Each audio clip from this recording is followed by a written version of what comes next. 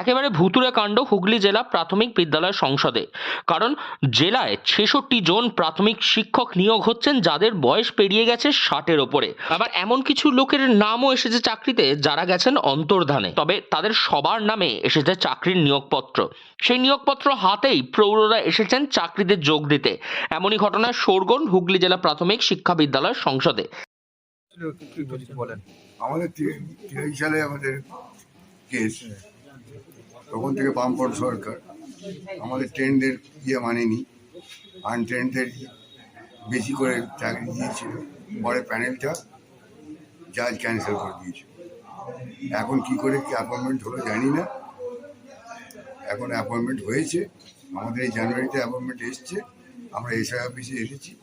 আমাদের জেলা পরিষদের চেয়ারম্যান অর্ডার দিয়েছিলেন যে এসআই অফিসে গিয়ে জয়েন করতে। আমরা এসেছি জয়েন করতে। একদিকে যখন নিয়োগের দাবিতে ১০০০ দিন ধরে রাস্তায় চাকরি প্রার্থীরা, সেই সময় হুগলি জেলায় ৬৬ জন প্রাথমিক শিক্ষক নিয়োগ হচ্ছেন যাদের বয়স ৬০ বছর পেরিয়ে গেছে। সূত্রের খবর ৪ জন এমন ব্যক্তি রয়েছেন তারা আর জীবিত নেই।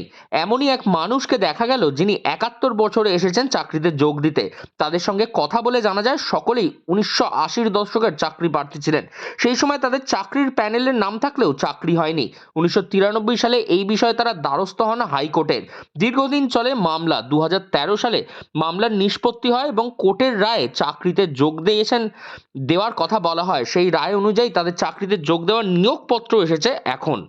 করতে গেছিলেন? হ্যাঁ, জয়েন করতে এসআই অফিসে। আচ্ছা, এখানে আমাদের প্রায় অধিকাংশ সবাই করে ফেলেছে, আমরা পরে করছি কয়েক। এই ৭১ বছর বয়সে এসে চাকরি? হ্যাঁ, সেই ৭১ বছর বয়সে চাকরি। কিভাবে হবে? এমনি তো ৬০ বছর চাকরি তো হয় না। হ্যাঁ, ৭১ বছর বয়সে চাকরি হয় না, কিভাবে দিল বুঝতে পারছি না। আমরা ক্ষতিপূরণ একটা চেয়েছিলাম, হাইকোর্ট বলেছিল কমপক্ষে ২৬ বছর ধরে এরা যুদ্ধ করছে, এদের একটা ক্ষতিপূরণের ব্যবস্থা করা। সে তো দেওয়ার কথা, সে তো দূরের কথা। এখন সে বলছে যে আমরা অ্যাপয়েন্টমেন্ট দিয়ে দিয়েছি। কীভাবে অ্যাপয়েন্ট করলো কি জানি, কোন নিয়ে করলো। আপনাদের যদি এখন নিয়োগ করা হয় তাহলে কি আপনারা স্কুলে চাকরি করবেন? চাকরি কী করে করবো? আমাদের তো ৭০-৭১ পার হয়ে গেছে। ৬০ তো রিটায়ারমেন্ট তো ৬০। তা আমরা কী করে ৬০-এর ঊর্ধ্বে করবো?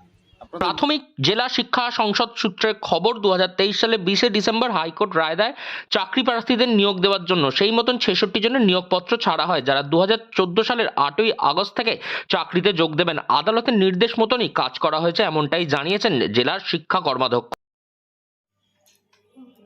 যেটা মহামান্য আদালত যে রায় দিয়েছেন সেই রায়কেই তো কার্যকর করেছেন। সুতরাং কোর্টের রায়কে কার্যকর করা এটা আমাদের দায়িত্ব এবং এটা আমাদের প্রধান কাজ। সেই কাজই যারা দপ্তরের আধিকারিক আছেন তারা সেই কাজটা করেছেন। এটা আমাদের কাছেও ব্যাপারটা নজরে এসছে এবং এই রায়কে তারা কার্যকর করেছেন। একদিকে যখন প্রাপ্য চাকরি প্রার্থীরা চাকরির জন্য রাস্তায় বসে রয়েছে, ঠিক সেই সময় এক অন্যরকম দৃশ্য দেখা গেল হুগলি জেলা প্রাথমিক শিক্ষা সংসদে। সেখানে ৬৬ জন নিয়োগপত্র পেয়েছেন যাদের বয়স ৬০ পেরিয়েছে। তারাও এক সময়ের কিন্তু এই চাকরি প্রার্থী ছিলেন, তবে তারা চাকরি পেয়েছেন হাইকোর্টের নির্দেশে, যখন তাদের রিটায়ারমেন্টের বয়সও পেরিয়ে গেছে। অনেকে তো আবার বেঁচেই নেই। এমত অবস্থাতে তারা নিজেরাও স্তম্ভিত কি করবেন বলে। এখন দেখার আগামীতে এদের ভবিষ্যৎ কি হয়। হুগলি থেকে রাহি হালদার, লোকাল ১৮ বাংলা।